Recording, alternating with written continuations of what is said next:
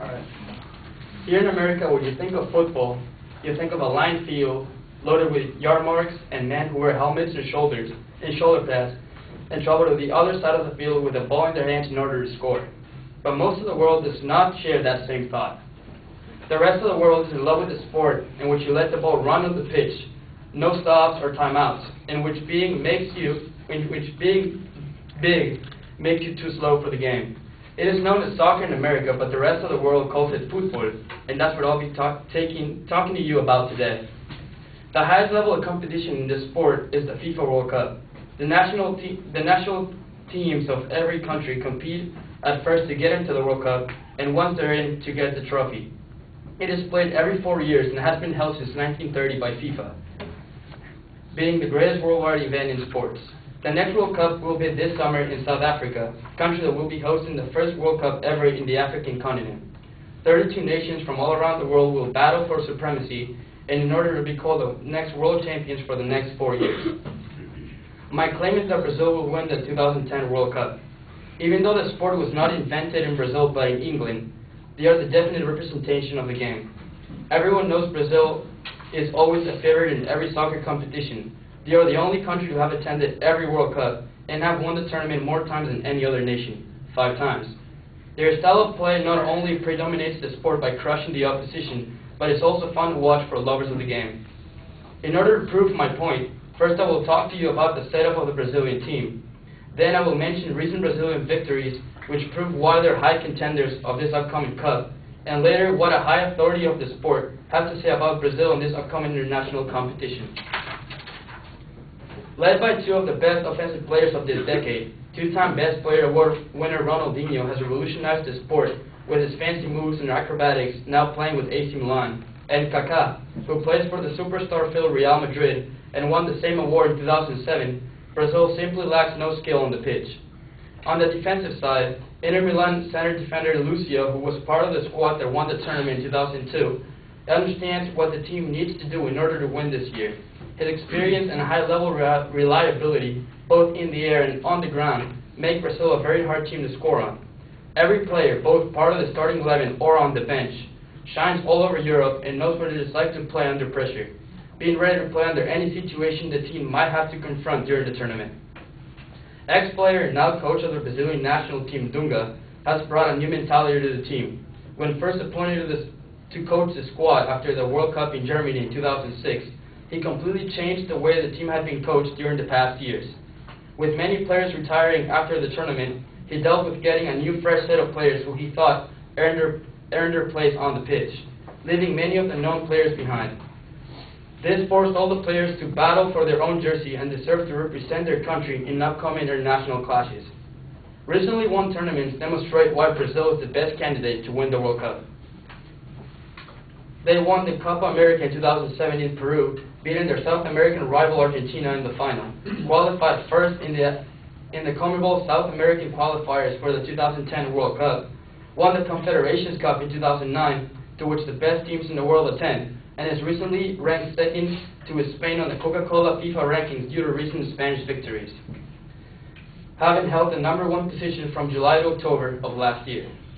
Ex-French superstar Michel Platini, now president of UEFA, which is the Union of European Football Associations, recently spoke and said he has picked Brazil to win the World Cup in South Africa this year. He has stated, Brazil have a great team with big players and the understanding of winning against the competition, and this counts plenty. The president knows of the power and creativity of the Brazilian players, and even though they did not live up to their own expectations in Germany 4 years ago, Platini expects the Brazilian squad to leave their past behind and go out there and do what they do best, play football. The group stage teams were randomly picked for this World Cup last December. Brazil will be playing the Korea Republic, Ivory Coast, and a very strong Portuguese team. The group has been nicknamed the Group of Death, due to the fact that the three of the best teams from 3 different continents are in the same group. Coach Dunga has stated, I don't like all the Group of Death stuff. If you look at the draw, you will see that all the groups, perhaps with the exception of Spain's, are very even. Brazil has won the World Cup 5 times. There are no easy games in this kind of tournament, and the Brazilian coach and players understand this fact. Brazil has it all: a great coach, a good mindset, and the ability to make anything happen out on the field. Once again shall Brazil be considered the world soccer powerhouse and rise high above everyone, having won the tournament 6 times. But nothing is yet done until the referee has blown his whistle for the last time.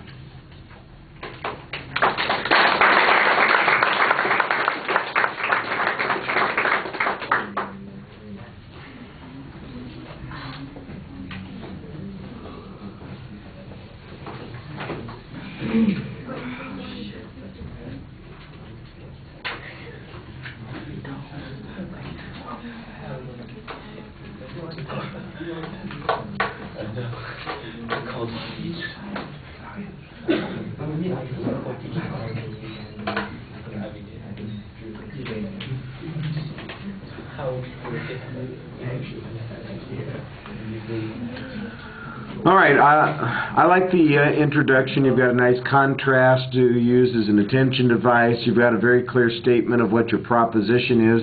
The secondary claims are signposts, though. They're not really declarative statements, and so you want more declaration than expository information. And I think that's a problem in a lot of the speech. You give us background information on the players.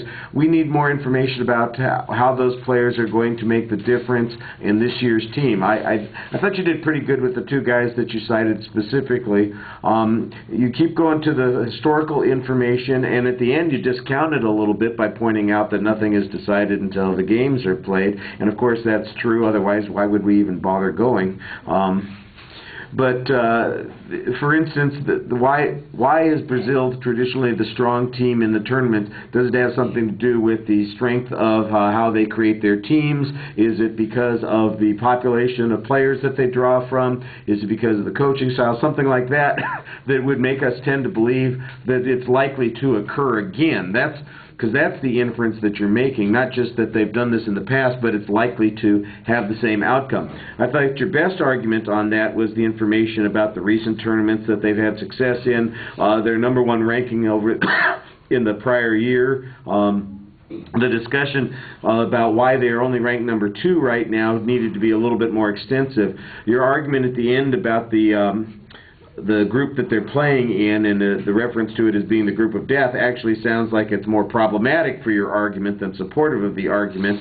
And since those are the teams that they're going to be competing with, I think that you want to have some argument about why they're likely to be successful against Portugal, the Ivory Coast, and there was another one in there too. Who was the somebody else?